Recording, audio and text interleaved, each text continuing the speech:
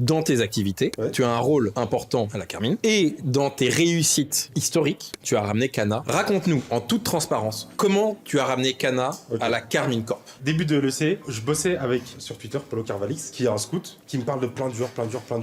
Dans ces joueurs-là, un des premiers joueurs dont il me parle, c'est un petit qui s'appelle Siwoo, qui est maintenant chez Damwon, 15 ans. Donc tu confirmes pour la première fois qu'il y a eu des tentatives pour Ziwoo. Mais je voulais le ramener en LFL. Le truc, c'est quoi? C'est que le mec, il me répond juste un truc, NFS, not for sale. Dans le business, ça nous est arrivé d'envoyer ce genre de message. C'est vraiment que il y a aucun monde. On fait 2 fois top 10, on réfléchit, et donc au début, on a Thanatos. Donc je reparle aux gars de Damwon, ils me disent, ouais, bah Thanatos, là, il est sur le banc, j'essaie de comprendre pourquoi, parce qu'il y a peut-être un truc. Thanatos, il se passe ce qui se passe. Vu comment ça s'est fait, j'étais à terre. Ok, parce que en gros, on peut le dire, Thanatos, on avait un accord. Ouais, On avait Thanatos. Ouais, on avait. Thanatos. On se réveille un matin, on reçoit un message. J'ai une mauvaise nouvelle, c'est mort. Quand on dit c'est mort, nous on est des...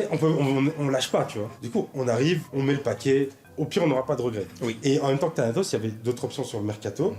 Dont une, c'était Kana. Mais Kana, à ce moment-là, disparu des radars. Autre gros problème avec Kana, c'est que c'est très compliqué de comprendre pourquoi il a plus d'équipe. Oui. Et tu t'imagines tout et n'importe quoi. C'est vraiment tout un micmac pour essayer d'avoir des bribes d'infos de personnes qui ont pu côtoyer Kana et nous expliquer comment il était. Et là, ça avance dans la discussion avec Kana. Ils attendent juste une réponse par rapport à une potentielle autre piste de top team, etc. Jusqu'au moment où ça avance, on fait un call avec Kana. On discute, on lui présente le projet, on lui présente tout. L'agent traduit à chaque fois parce que Kana, à ce moment-là, ne parle pas du tout anglais. Sur le moment, tu sais pas si ça a marché. On joue beaucoup sur ce recrutement et donc il y a un peu ce truc de on a du mal à y croire mais en même temps on veut tout donner. C'est quand même spécial psychologiquement parlant. Surtout qu'à ce moment-là, vu les performances de Kiabo, c'était que tu le remplaçais pas par un joueur de RL lambda. Tu vois, et surtout la prise de risque parce que on sortait d'un joueur import comme Beau où ça a pas trop match avec l'équipe. Donc on a fait le call au stade, on a fait le call avec l'agent. On attend.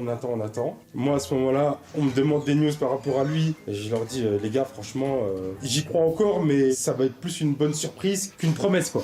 Jusqu'au jour où l'agent revient vers nous et nous dit, bah franchement, j'ai parlé avec Kana et il est chaud. Mais tu te souviens quand on nous dit go, nous on dit ouais mais on s'est déjà fait avoir sur Thanatos et on impose à Clément ou à toi de dire un agrément écrit et qu'on trustait plus trop parce qu'on s'est dit ouais mais on va pas se faire avoir 2 fois. Et comme c'est pas commun, on doit attendre encore 48 heures que le papier soit signé. Quand on reçoit le papier, on appuie sur le bouton de l'annonce. Et l'histoire est là. En fait, le transfert était tellement opaque pour tout le monde et il a tellement un agent qui est loin de tous les autres que personne n'était au courant qu'on était sur lui. Il y a quelques leakers qui disent avoir entendu des échos, mais... Bah, la preuve d'ailleurs, c'est que une des plus grandes réponses, c'est Oulou qui dit GG. Kaya, tout le monde est là. Les gens sont choqués. Et c'est tellement bien d'annoncer un joueur sans leak comme ça.